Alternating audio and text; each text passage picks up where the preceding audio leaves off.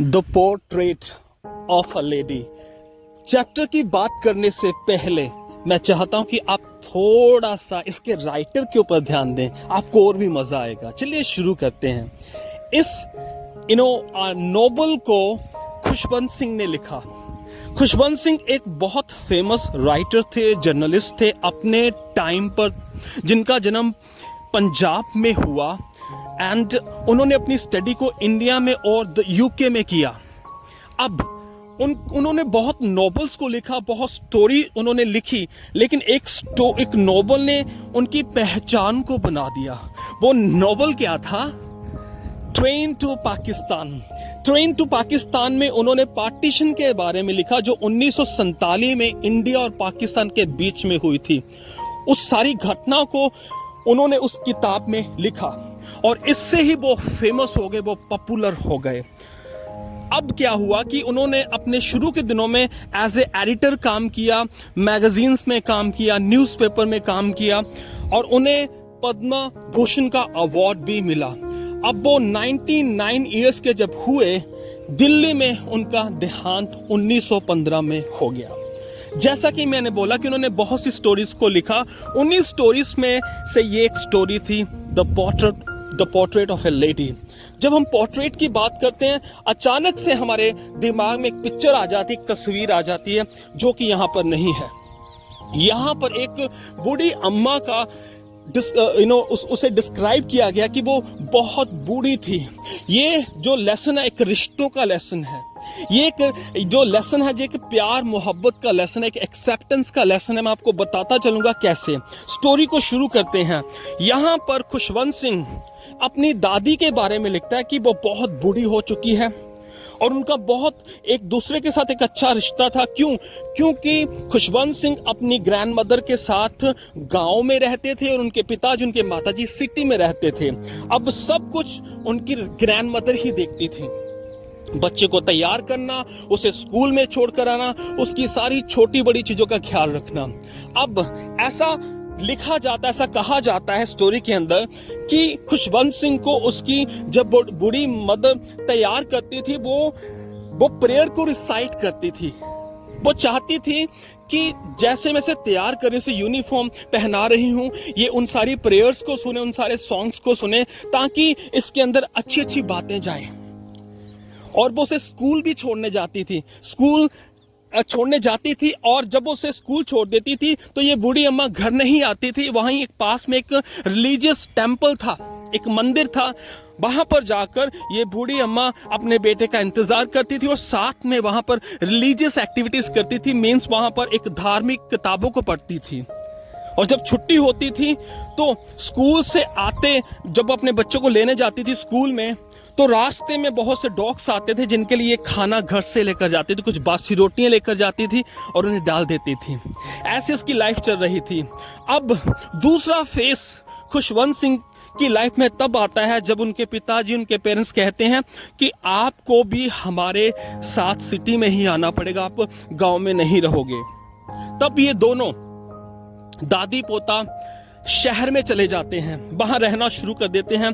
खुशवंत सिंह का एडमिशन एक English medium school में हो जाता है, जहां पर उसे सारे सब्जेक्ट को पढ़ना उसने शुरू कर दिया। अब वो अपनी लाइफ में इतना बिजी हो गया और ग्रैंड मदर से छोड़ने में नहीं आती थी।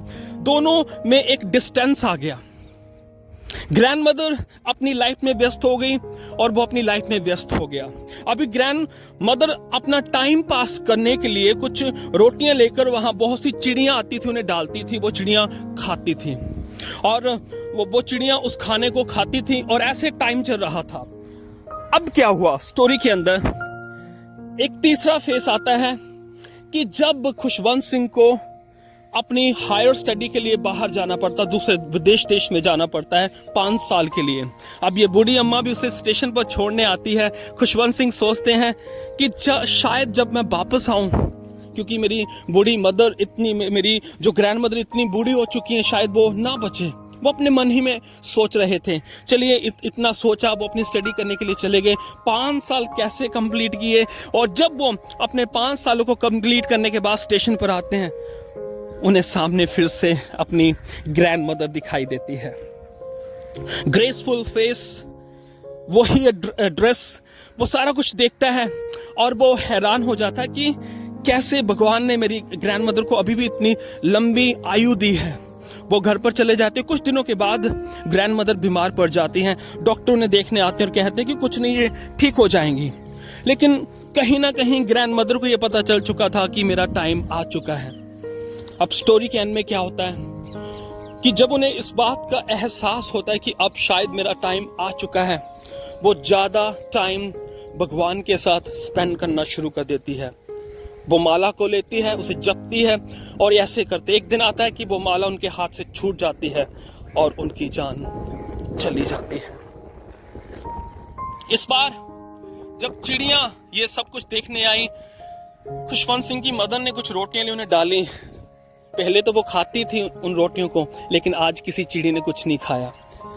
मानो ऐसा था कि वो भी इस गम में थी, इस दुख में थी कि वो बूढ़ी मदर चली गई। तो वहां पर स्टोरी खत्म हो जाती है। ये चैप्टर हमें बहुत सी बातें सिखाता है। पहली बात हमें ये चैप्टर सिखाता है कि उस बूढ़ी मदर का और उस बेटे का कितना एक अच्छा बाउंड था, एक रिलेशनशिप था। दूसरी बात हम यहां से सीखते हैं, उसका जो बेटे के प्रति प्यार था, ग्रैंडसन के प्रति प्यार था, वो सेल्फलेस था, वो सेल्फिश नहीं था, क्योंकि वो उसका इंतजार करती थी। वो घर नहीं जाती थी कि मेरा बेटा स्कूल से आएगा, हम एक साथ घर में जाएंगे। अगर हम एक साथ घर से निकले थे, हम एक साथ घर में जाएंगे। और तीसरी बात हम यहां पर देखते हैं मॉडर्निटी एंड ट्रेडिशन। ट्रेडिशन को देखते हैं, दोनों को देखते हैं, हम दोनों की तुलना करते हैं कि वो जो ग्रैंड मदर थी वो ट्रेडिशनल थी क्योंकि वो भगवान का नाम लेती थी, वो सिंप्लिसिटी के साथ भरी हुई थी। लेकिन मॉडर्निटी वहां पर आ जाती है कि जैसे वो बच्चा शहर में चला जाता है, वो शहर की लाइफस्टाइल को पकड़ लेता है और दोनों के बीच में एक डिफरेंस आ जाता है। और लास्ट में हम देखते हैं एक्सेप्टेंस ऑफ डेथ, या फिर मैं कहूं एक्सेप्टेंस ऑफ रियलिटी। यहां पर जो ग्रैंड मदर थी उसने इस बात को एक्सेप्ट कर लिया था कि मैं जाने वाली हूं। उसने भगवान को कोई कंप्लेन नहीं की, कोई मर्मरिंग नहीं की, मटरिंग नहीं की कि ऐसा क्यों। उसने एक्सेप्ट किया जो भी उसकी लाइफ में होने वाला था। और ये हमारे लिए सीख है बहुत बड़ी कि हमें भी चीजों को एक्सेप्ट करना सीखना चाहिए। हमें भी चीजों को अपनी लाइफ में एक्सेप्ट करना सीखना चाहिए। सो शुक्रिया, आपने वीडियो को सुना है। अगर आपने इसको लाइक किया हो, आप अपने फ्रेंड्स को शेयर कर सकते हो। इस चैनल को आप अपना प्यार दे सकते हो। धन्यवाद।